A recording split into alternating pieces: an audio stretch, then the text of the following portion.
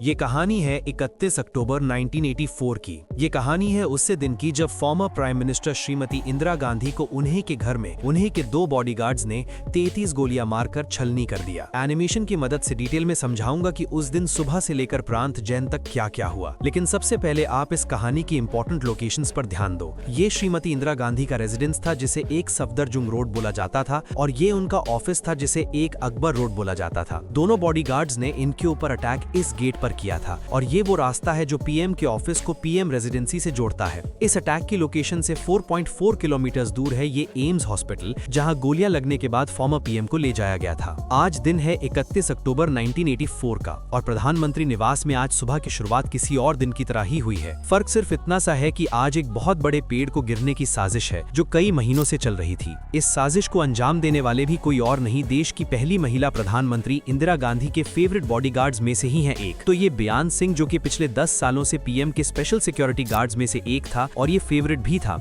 इसीलिए पिछले 10 सालों में पीएम के साथ कई विदेशी दौरों पर as a personal security guard गया था। और दूसरा ये 22 साल का सतवंत सिंह, जो कि पीएम सिक्योरिटी में अभी पिछले 5 महीनों से ही था। आज सुबह पीएम साहिब रोज की तरह जल्दी उठ गईं, और आज उनका एक इरिश टीवी के जर्नलिस्ट और एक्टर पीटर उस्तिनोव के साथ डॉक्यूमेंट्री के लिए इंटरव्यू शेड्यूल्ड है। इंटरव्यू सुबह 9:30 बजे शेड्यूल किया गया है, जो कि लगभग 1 घंटे चलना है। इंटरव्यू प्रधानमंत्री आवास से सट इस एक अकबर रोड में होने वाला है। एक अकबर रोड उस समय जो कि उनके आवास से इस एक बिना गेट वाले रास्ते से जुड़ा हुआ था। इंदिरा गांधी ने इंटरव्यू के लिए आज के दिन नारंगी कलर की साड़ी पहनी है, और घर से तैयार होकर सुबह 9:20 पर वो इंटरव्यू के लिए अपने ऑफिस की ओर लंबे लंबे कदमों से चल पड़ी हैं। गोलियां चलने से कुछ समय पहले इस वक्त उनके साथ कुछ लोग और चल रहे हैं। उनके अपने personal secretary R.K. Dhawan, personal security officer Rameshwar Dayal, पुश्तैनी नौकर नाथूराम, और उनको धूप से बचाने के लिए छतरी पकड़कर चलते हुए कांस्टेबल नारायण सिंह। अनफॉर्चुनेटली आज के दिन फॉर्मर पीएम ने बुलेट प्रूफ जैकेट भी नहीं पहनी है, ये सोच करके कि घर से 50 मीटर दूर ही तो जाना है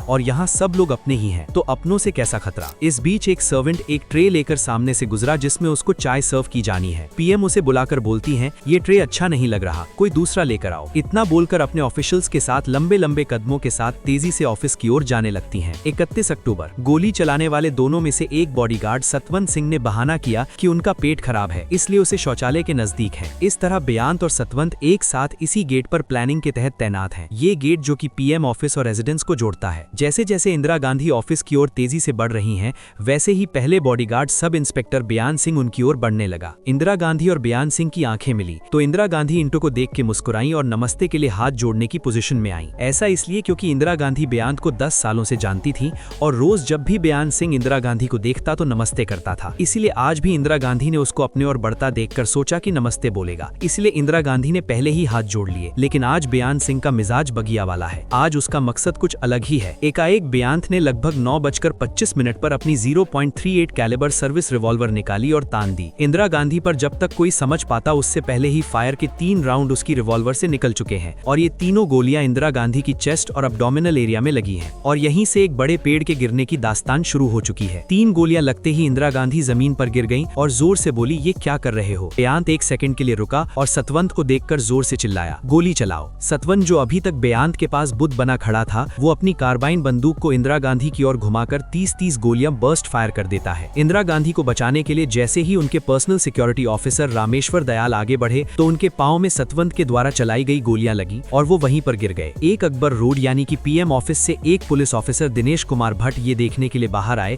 कि ये गोलियां कहां चली हैं। इसी समय बेयांत और सतवंत ने अपने वेपन स्पीकर सरेंडर करने के लिए हाथ खड़े कर दिए और कहने लगे कि हमको जो करना था वो हमने कर दिया, अब तुम्हें जो करना है कर लो। और उन्होंने इंदिरा गांधी से ऑपरेशन ब्लू स्टार का बदला ले लिया। ऑपरेशन ब्लू स्टार में इंदिरा गांधी ने सिखों के पवित्र स्थल गोल्डन टेम्पल को कुछ अलगाववादियों से आर्मी ऑपरेशन के जरिए फ्री करवाया था। आर्मी ऑपरेशन की वजह से काफी सिख उनसे खफा थे। कांस्टेबल नारायण सिंह को जमीन पर पटक लिया। पास के गार्ड रूम से आईटीबीपी का जवान दौड़ते हुए आए और उन्होंने सतवंत को भी अपने घेरे में ले लिया। टोटल 33 फायर किए गए हैं, इनमें से 30 गोलियां इंदिरा गांधी को लगी और काफी गोलियां उनके शरीर को चीरकर निकल गई। इंदिरा गांधी के पर्सनल सेक्रेटरी R.K. धवन ने बहुत संभाला और चिल्लाकर एम्बुलेंस लाने के लिए बोला, लेकिन कहते हैं ना, होनी को कौन टाल सकता है। एक दिन पहले ही भुवनेश्वर में हुई इलेक्शन रैली के भाषण में इंदिरा गांधी ने कहा था कि चिंता नहीं है कि मैं जीवित रहूं या नहीं रहूं, मेरी लंबी उम्र रही है,